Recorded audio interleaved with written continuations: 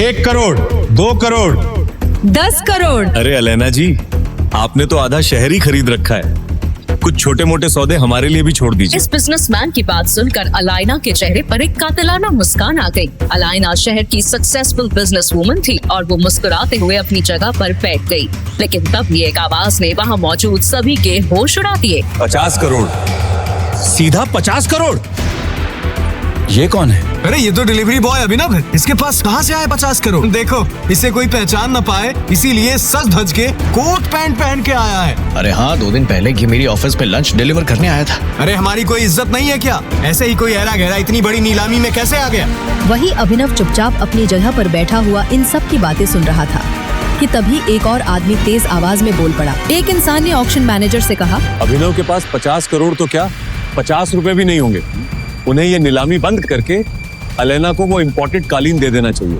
नहीं नहीं भाई रुको, अगर इस फटीचर डिलीवरी बॉय के पास 50 करोड़ नहीं है तो मैं अलैना जी की बोली को चैलेंज करता हूँ। मैं कालीन के लिए 11 करोड़ देने के लिए मैं तैयार हूँ। जैसे ही उस आदमी ने 11 करोड़ बोला तो अभिनव एक बार फिर से बोल पड़ा, 60 करोड़।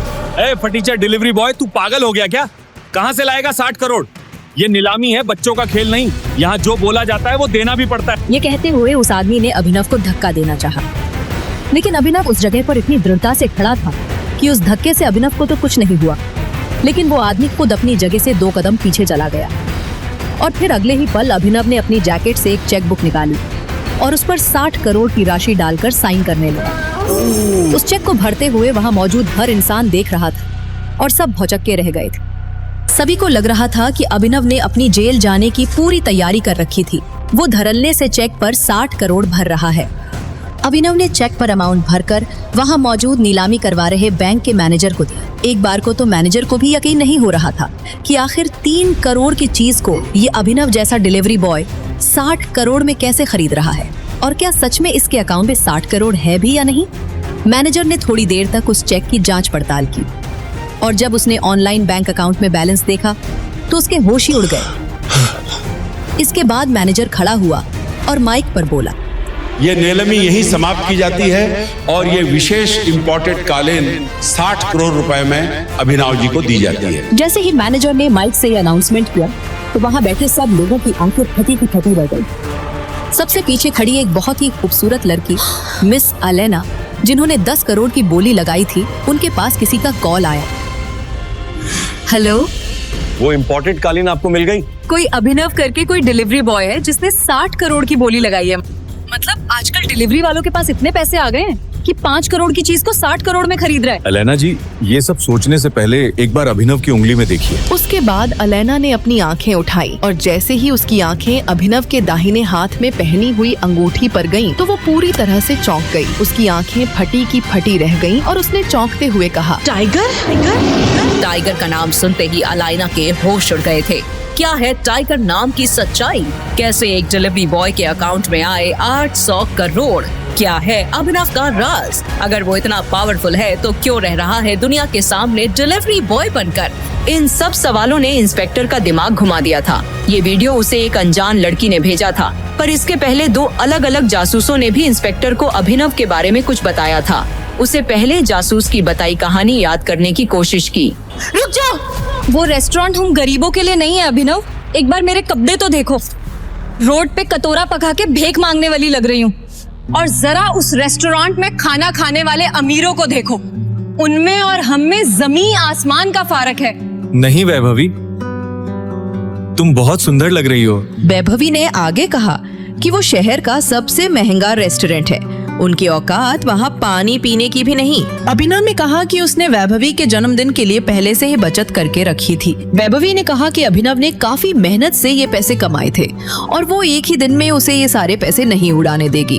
अभिनव ने कहा कि वो सब संभाल लेगा।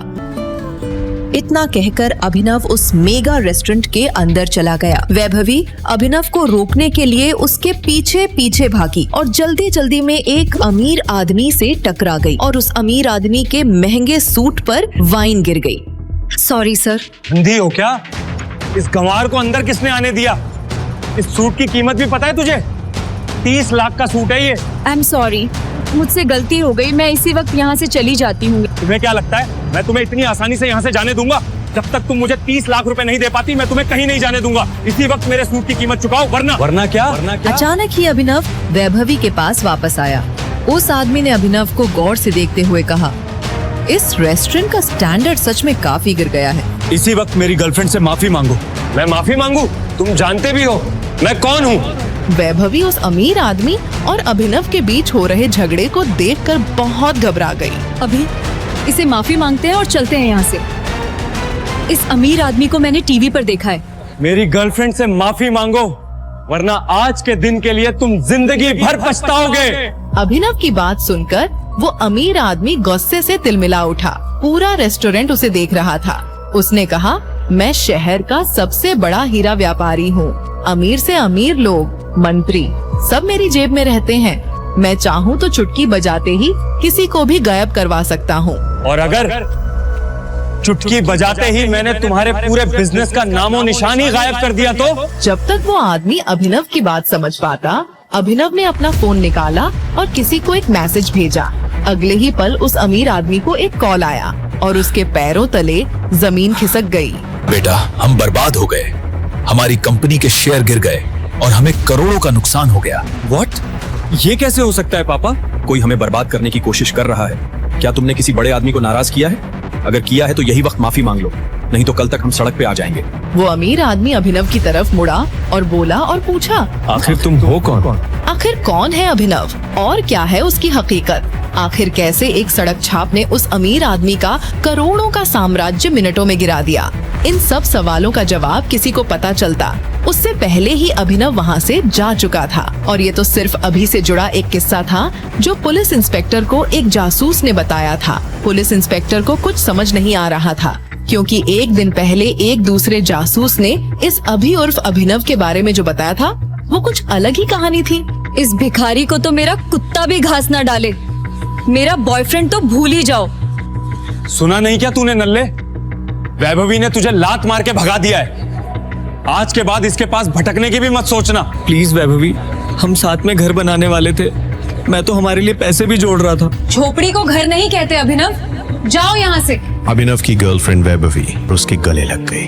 अभिनव का सीना दर्द के मारे फटा जा रहा। अभिनव वहाँ से रोते हुए बाहर निकला और शराब की एक पूरी बोतल पी गया। मन ही मन उसने कहा, इससे बेहतर तो मौत दे देता तू। अभिनव नींद और नशे में बेसुध एक कार के सामने आने ही वाला था कि इतने में कार के ड्राइवर ने ब्रेक्स लगा दिए। उस कार में गुड़गांव का अमीरजादा सनी सिंह बैठा था। नशे में धुत अभिनव को देख उसने अपने गार्ड से कहा, परफेक्ट, अब आएंगे मजे। इसे डिक्की में डालो और मेरी बहन अनन्या के कमरे में सुला दो।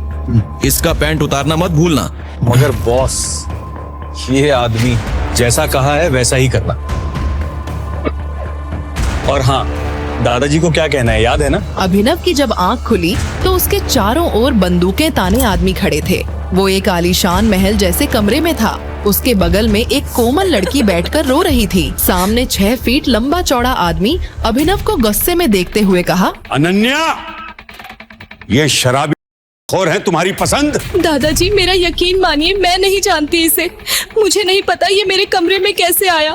हमारे बीच कुछ भी नहीं हुआ। हिसाब से ज्यादा छूट देने पे लड़कियां बिगड़ जाती हैं। चुप करो सन्नी। अनन्या, तुम्हें तो इस घर के नियम बखूबी याद है ना? आज से ये हमारा दामाद हुआ। तुमने नियम तोड़े तो तुम्हारे हिस्सों में आई कंपनी सनी के नाम हो जाएगी। इससे ऐसा सुलूक करो कि इसे अपनी हर गलती याद आ जाए। हाथों हाथ जबरदस्ती अभिनव और अनन्या को कोर्ट रजिस्ट्रार के सामने पेश करवा शादी करा दी गई। अभिनव एक मामूली डिलीवरी बॉय अब सिर पर तनी बंदूकों के सामने वो कुछ भी बोलने की हालत में नहीं था। शादी होते ही दादाजी ने अपने गार्ड से कहा, और आज शाम को इसे अकरम की पार्टी में लेकर आ।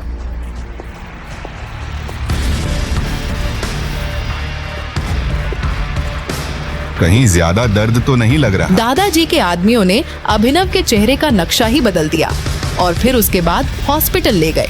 अभिनव की जिंदगी में 24 घंटे में जितना कुछ हुआ था उतनी उसकी पूरी जिंदगी में नहीं हुआ था।